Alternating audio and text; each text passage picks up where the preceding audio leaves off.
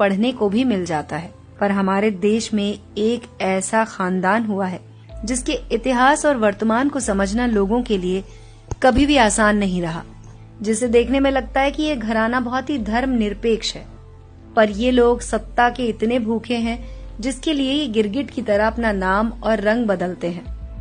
आप लोग समझ ही गए होंगे कि हम किसकी बात कर रहे हैं। जी हाँ दोस्तों, हम बात कर रहे हैं नेहरू खानदान की, जिन्होंने सालों तक जनता को बेवकूफ बनाकर रखा।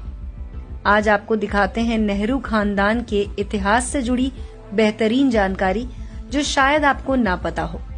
क्या आप जानते हैं कि नेहरू खानदान गयासुद्दीन गाजी की तरफ से निकला हुआ खानदान है? जी हाँ दोस्तों, ऐसा पता चला है कि गंगाधर असल में एक सुन्नी मुसलमान थे। उनका असली नाम था गयासुद्दीन गाजी। अब आप सोच रहे होंगे ये गंगाधर कौन है? तो दोस्तों, हम बात कर रहे हैं नेहरू खानदान के जन्मदाता की, जिनका नाम है गंगाधर नेहरू। लेकिन क्या उनका असली नाम है ये? आइए जानते हैं हमारे इस वीडियो में। नेहरू गांधी खानदान की शुरुआत होती है गंगाधर नेहरू यानी कि मोतीलाल नेहरू के पिता से।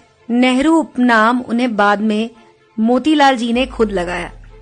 इसका शाब्दिक अर्थ था नहर वाले, नहीं तो उनका असली नाम होना चाहिए था मोतीलाल धर।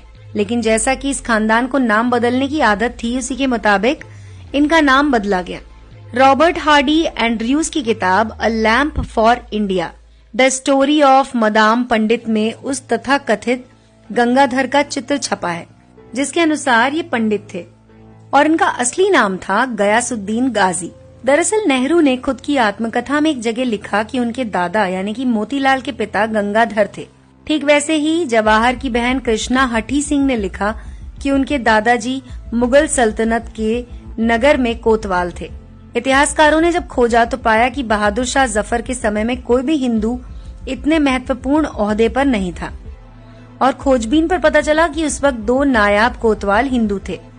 उनका नाम था भाऊ सिंह और काशीनाथ, जो लाहौरी गेट दिल्ली में तैनात थे। लेकिन गंगाधर नाम का कोई व्यक्ति रिकॉर्ड में नहीं मिला, क्योंकि गंगाधर नाम बाद में अंग्रेजों के कहर के डर से उन्होंने बदला था। असली नाम था गयासुद्दीन गाजी। जब अंग्रेजों ने दिल्ली को लगभग जीत लिया था, तब मुगलों और मुसलमानों के दोबारा विद्रोह के डर से उन्होंने दिल्ली के सारे हिंदुओं और मुसलमानों को शहर से बाहर करके तंबू में ठहरा दिया। अंग्रेज वो गलती नहीं दोहराना चाहते थे जो हिंदू राजाओं ने मुसलमान आक्रांताओं को जीवित छोड़कर की। इसीलिए उन्होंने चुन चुनकर मुसलमानों को मारना शुरू कर दिया। लेकिन कुछ मुसलमान दिल्ली से भागकर आसपास के इलाकों में चले गए। उसी समय ये परिवार भी आगरा की तरफ चला गया। नेहरू ने अपनी आत्मकथा में लिखा कि आगरा जाते समय उनके दादा गंगाधर ने अंग्रेजों की रोक टोक पर जवाब दिया था, लेकिन तब उन्होंने कहा कि वो मुसलमान नहीं है बल्कि कश्मीरी पंडित हैं। अंग्रेजों ने उन्हें आगरा जाने दिया। बाकी इतिहास में सब है। ये धर उपनाम कश्मीरी पंडितों में आमतौर पर पाया जाता है। इसी का अपभ्रंश होते होते डर या दार हो गया, जो कश्मीर के अविभाजित हिस्से में आमतौर पर पाया जाता है। मोतीलाल ने नेहरू नाम चुना ताकि पूरी तरह से हिंदू लगे। इतने पीछे से शुरुआत करने का मकसद सिर्फ यही है, हमें पता चले कि खानदानी लोग क्या होते हैं। कहा जाता है कि आदमी और घोड़े को उसकी नस्ल से पहचाना जाना चाहिए। प्रत्येक व्यक्ति को घोड़ा अपनी नस्लीय विशेषताओं के हिसाब से व्यवहार करता है। जी हाँ दोस्तों, संस्कार उसमें थोड़ा बदलाव लाते हैं, लेकिन मूल स्वभाव आसानी से नहीं बदलता। अपनी पुस्तक द नेहरू डायनेस्टी में लेखक K.N. राव लिखते हैं कि जवाहरलाल नेहरू मोतीलाल नेहरू के पुत्र थे। मोतीलाल के पिता का नाम था गंगाधर। ये तो हम जानते हैं कि जवाहरलाल की एक पुत्री थी इंदिरा प्रियदर्शनी नेहरू। कमला नेहरू उनकी माता, जिनकी मृत्यु स्विट्जरलैंड में टीबी से हो गई थी। कमला शुरू से ही इंदिरा संग फिरोज से विवाह के खिलाफ थी। आखिर क्यों, हमें नहीं पता। लेकिन ये फिरोज गांधी कौन थे? फिरोज उस व्यापारी के बेटे थे जो आनंद भवन में घरेलू सामान और शराब पहुंचाने का काम करता। आनंद भवन का असली नाम था इशरत मंजिल। उसके मालिक थे मुबारक अली। मोतीलाल नेहरू पहले इन्हीं मुबारक अली के यहाँ काम करते थे। खैर, हम में से सभी जानते हैं कि राजीव गांधी के नाना का नाम था जवाहरलाल नेहरू। लेकिन प्रत्येक व्यक्ति के नाना के साथ ही दादा भी तो होते हैं। अधिकतर परिवारों में दादा और पिता का नाम महत्वपूर्ण होता है। बजाय नाना या मामा के। तो फिर राजीव गांधी के दादाजी का नाम क्या था, आपको मालूम है? नहीं। ऐसा इसलिए क्योंकि राजीव गांधी के दादा थे नवाब खान, एक मुस्लिम व्यापारी जो आनंद भवन में सामान सप्लाई करता, जिसका मूल निवास था जूनागढ़, गुजरात। नवाब खान ने एक पारसी महिला से शादी की और उसे मुस्लिम बनाया। फिरोज इसी महिला की संतान थे। उनकी माँ का उपनाम था गांधी। गांधी नाम पारसियों में अक्सर पाया जाता है। विवाह से पहले फिरोज गांधी न होकर फिरोज खान थे। कमला नेहरू के विरोध का असली कारण भी यही था।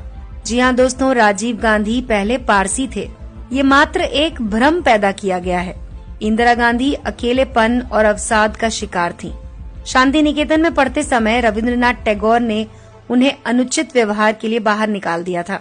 अब आप खुद ही सोचिए, एक लड़की जो सिर्फ 15-16 साल की है, जिसके पिता राजनीति में पूरी तरह व्यस्त हैं और माँ मृत्यु शैया पर पड़ी है, थोड़ी सी सहानुभूति मात्र से क्यों न पिघलेगी और दूसरी तरफ आकर्षित क्यों न होगी।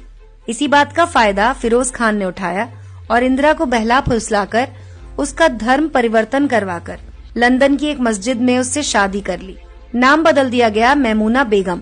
जब नेहरू को पता चला तो वो बहुत लाल पीले हुए, लेकिन अब क्या किया जा सकता था। जब ये खबर मोहनदास करमचंद गांधी को मिली तो उन्होंने नेहरू को बुलाकर समझाया। राजनैतिक छवि की खातिर फिरोज को मनाया गया कि वो अपना नाम गांधी रख ले। ये एक आसान काम था कि धर्म बदलने के बजाय सिर्फ नाम बदला जाए। तो फिरोज खान बन गए फिरोज गांधी। तो दोस्तों, सत्य का जप करने वाले और सत्य के साथ प्रयोग लिखने वाले गांधी ने इस बात का उल्लेख आज तक कभी नहीं किया और फिर भी वो महात्मा कहलाए। खैर, फिरोज और इंदिरा को भारत बुलाकर जनता के सामने दिखावे के लिए एक बार फिर से शादी कराई गई ताकि उनके खानदान की ऊंची नाक का भ्रम बना रहे। इस बारे में नेहरू के सेक्रेटरी M.O. मथाई अपनी पुस्तक reminiscence of the Nehru age, जो भारत सरकार द्वारा बैन हो चुकी है, उसमें लिखते हैं कि पता नहीं क्यों नेहरू ने सन 1942 में एक इंटरकास्ट और इंटर रिलीजन विवाह को वैदिक रीति रिवाजों के जरिए अनुमति दी, जबकि उस समय वो अवैधानिक था। कानूनी रूप से उसे सिविल मैरिज होना चाहिए था। ये तो एक तथ्य है कि राजीव गांधी के जन्म के कुछ समय बाद ही इंदिरा और फिरोज अलग हो गए। तलाक नहीं हुआ था। फिरोज गांधी अक्सर नेहरू परिवार को पैसे मांगते और परेशान करते। नेहरू की राजनीतिक गतिविधियों में हस्तक्षेप भी करने लगे। तंग आकर नेहरू ने फिरोज का 3 मूर्ति भवन में आना जाना बंद करवा दिया। मथाई ने यह भी लिखा है कि फिरोज की मृत्यु से नेहरू और इंदिरा को बड़ी राहत मिली। 1960 में फिरोज गांधी की मृत्यु रहस्यमय हालात में हुई, जबकि वो दूसरी शादी रचाने की योजना बना चुके थे। कुछ सूत्र तो ये भी कहते हैं कि श्रीमती इंदिरा गांधी का दूसरा बेटा यानी कि संजय गांधी फिरोज की संतान नहीं था। संजय गांधी एक मुस्लिम मोहम्मद यूनुस का बेटा था।